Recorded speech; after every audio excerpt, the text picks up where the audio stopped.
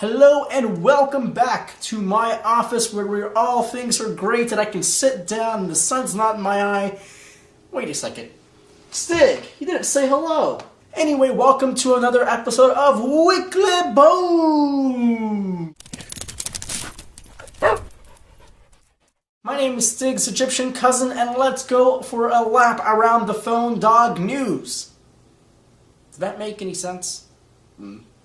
Our own Mr. Aaron Baker took the HTC One and put it against the Samsung Galaxy Note 2. By far, this is one of the most difficult dogfights that Aaron has done in his phone dog career. Gosh, these dogfight battles get harder and harder as time goes on. Both of these devices offer somewhat of the same specs. Obviously, the HTC One is a bit smaller than the Samsung Galaxy Note 2. The Galaxy Note 2 has a 5.5-inch display, while the HTC One has a 4.7-inch display.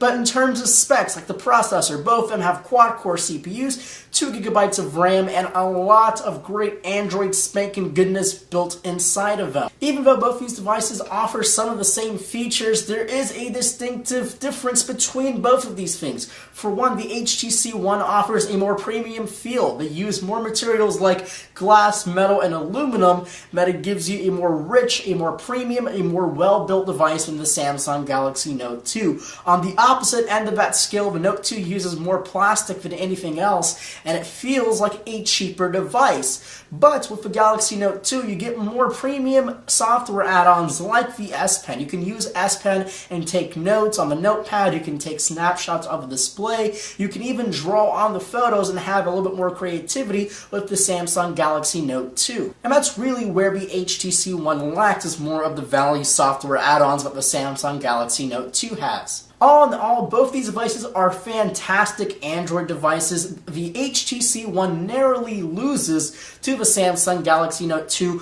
mostly of that giant display and the value add-on software like the S Pen. You really can't get away from the fact of taking notes on a display like that. And also, the battery life on the Galaxy Note 2 is far more superior than the HTC One. Aaron actually had a little bit more difficult time with the HTC One because the battery is, one, non-removable, and two, is a little bit more small than the Samsung Galaxy Note 2, and the Note 2 can really go for a day, even 2 days, without being recharged. And lastly, the biggest nail to the coffin on the HTC One is availability. You can get the Galaxy Note 2 on all major carriers, while the HTC One is only coming to AT&T, T-Mobile, and Sprint. No Verizon availability has been announced yet. Our own Alex Wagner posted a story about Apple and their own Johnny Ive. You know Johnny Ive, the guy, the bald guy, British accent? Yeah, that guy, right there.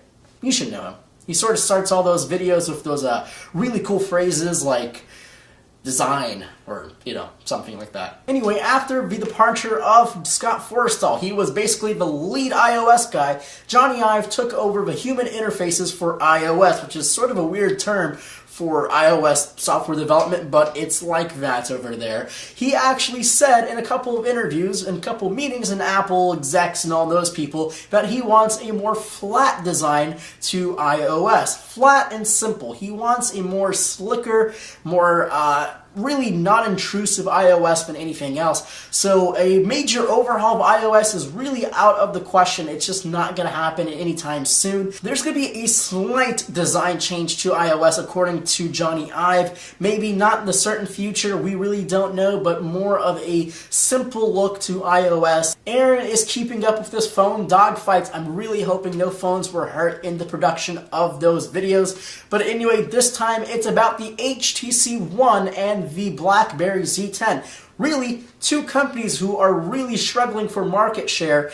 and two companies who are, these two devices are basically their flagship, their make it or break it devices. The Z10 offers a 4.2-inch HD display, while the HTC One offers a 4.7 full 1080p display. Both these devices are really good, and if you're already an existing BlackBerry user, maybe the Z10 will be the best choice for you because it has some great features like the BlackBerry Hub where you get all the messages, BBM, and and email messaging all in one single hub, and there are a lot of features, and still it's probably a very good enterprise device to have. But if you're looking for more customization and more applications, then the HTC One is definitely one of the devices, because there's still Windows Phone 8 and there's also iOS in the same market. And last but not least, our own Alex Wagner took a report about LG and the smartwatch and the smart glass rumor that has been sort of sparking up the past couple days. Basically, you already know about the Google Glass, and you already know about the rumors that Samsung, Apple, and Google are working on some sort of watch attachment that will either connect to your iPad